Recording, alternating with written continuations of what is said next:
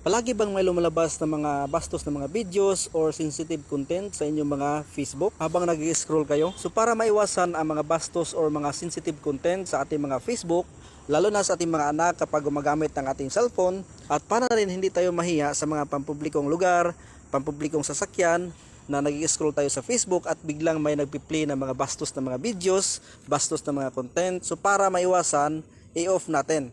Okay, dito sa Facebook. So paano ba i-off? Unang-una, open natin ang Facebook application at punta tayo dito sa 3 lines at hanapin natin itong settings icon. Click natin. At dito sa settings ng ating Facebook, scroll down lang natin. Hanapin natin itong preferences. Okay? At i-click natin itong newsfeed. Click natin. At dito mga katropa, sa pinakababa, hanapin natin itong reduce. Okay? Reduce, click natin. I-click natin itong sensitive content. Ito mga katropa. At dito nakalagay sa default, reduce default. Ang pipiliin natin dito ay reduce more. Itong pangalawa, reduce more. At i-click itong okay.